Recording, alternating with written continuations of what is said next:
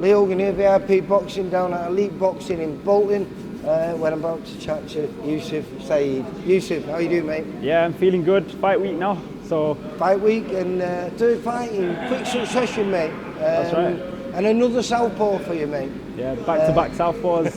and a Southpaw that you have a little bit of history with from your amateur days, because we know you were a good amateur, but he was a very good amateur as well. I think he got to the ABA finals in 2021. Yeah.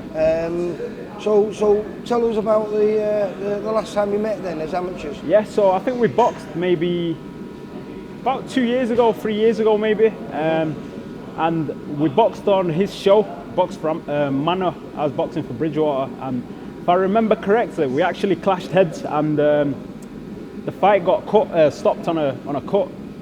So we'll meet again on November 30th, this Saturday.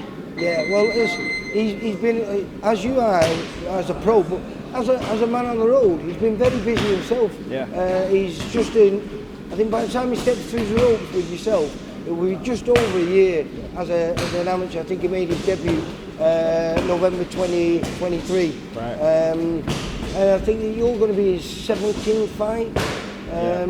So he's big as a kid. But he's a good kid.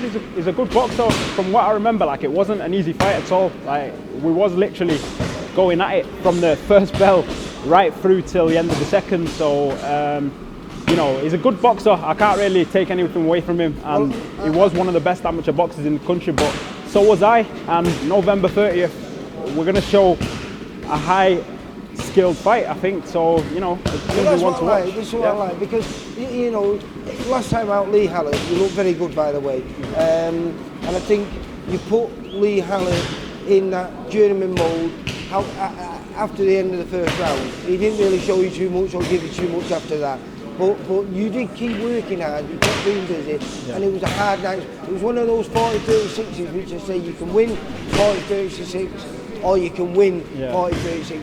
And that's when he gets out at the end of the fight and goes, that was a tough fight. I think he was saying that. I think he had a few words with you. Yeah, he did. He said it to me straight after the fight, and so did his coach, to be fair. He said that he wanted to give me a bit more, but I was just too sharp for him on the night, and, you know, I don't just want to win these fights anymore, especially like early on in my career. I need to start making statements, and I need to show my levels and show what I can do, and, you know, show the position that I could get to in the future. And I think this is a good fight for me to test myself against, and like I said before, he's a good boxer. And well, I've been lucky enough to film him a few times on other people's shows, plus I think he made his first appearance on a VIP show against Adam Reichardt. And even though I think Adam won 60-55, I'm not sure exactly, I think it was that. It was a hard-earned victory, as in he was made to work for it, because as you do, he's a really good mover, mate. A really good mover, good feet. He doesn't spoil, he boxes, you know. So yeah, I'm intrigued to see this one. I don't know, it could be a chess match, or because of your amateur, of knowing one of the amateurs, maybe it's a little war. We don't know what to expect again, but we've trained for everything. If he wants to fight, we can fight. If he wants to box, we can box. You can see all the lads in the background there training hard. How's it gone for you? How's preparations gone? Yeah, really good. I've been working really closely with my stablemate Marcus this camp. So Marcus Tomlinson. Yeah, that's right. Yeah, good Southpaw. So he'll you know, he's been keeping me sharp. Big Southpaw as well. That's right. Yeah, big puncher. So yeah, I feel prepared and I feel ready to go now. The hard work's done. It's more about just keeping sharp this week, ticking over and making sure the weight's right. I presume, because you was always worried about turning pro, not because of being that, but just getting support, you know, being able to sell tickets, people coming out to enjoy. Now, that's all changed because everyone's come out and supported you. You've had a great crowd on both fights. And I presume we'll still have an even bigger one on this night, purely because you're on a card that's packed with VIP talent. We've got 2 title fights on there. We've got Kane Gardner, who's fighting Reece McMillan for the Central Area title. And we've got an English and Commonwealth eliminator between Dom Hunt and James Moorcroft. But we've got Southpaw on there. That's right, I'm who's looking hopefully forward going to be a world champion next year. I remember watching Southpaw when I was probably like in the amateurs, I think I was probably like 16, 17 watching him fight, and now we're boxing on the same card. It's a buzz for you all, yeah, isn't it? it's a nice little buzz, yeah. And not only that, you're going to be open to a much bigger audience, because not only are we going live on our YouTube channel, but we're going live with Boxing News as well, who's got like 100,000 subscribers. Yeah. So realistically, hopefully you shine on this show, and a few more people will know who Yousif Saeed is. That's right. Yeah, and I'm gonna make sure everybody knows, and even my people, I'm gonna bring a big crowd once again. So everyone's gonna know me for bringing a big crowd and bringing a nice audience. So yeah, it's gonna be my show for Saturday. And if you can do that, which I'm not disputing that you can or you can't. Yeah.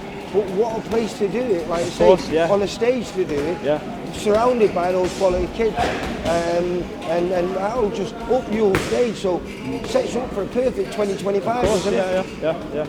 I've had a big 2024 now, and that'll be it now. I've had 3 fights in, what, 5 or 6 months, which is absolutely, like, crazy. So if we keep this momentum up come next year, I think we'll have a really big year. And would you like, because of that amateur pedigree, what was it, 70 odd fights as an amateur, would you like to move your first fight of 2025?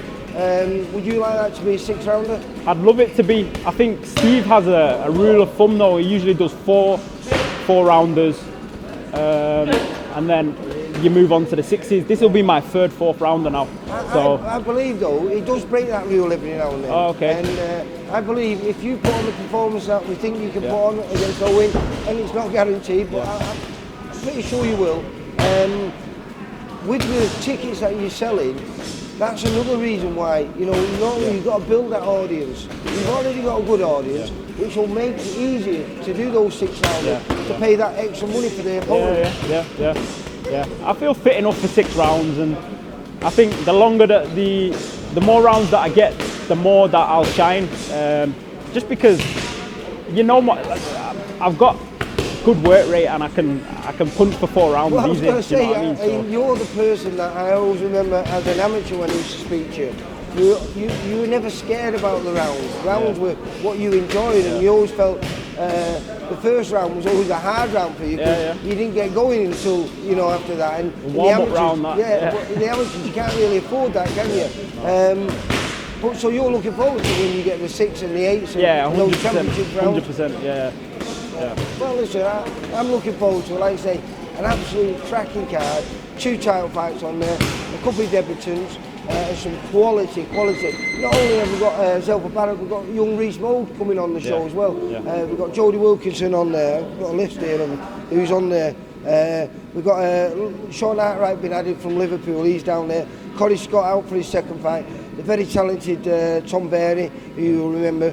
Your stable mate, Imad Nassim. And like I say, the 2 title fights.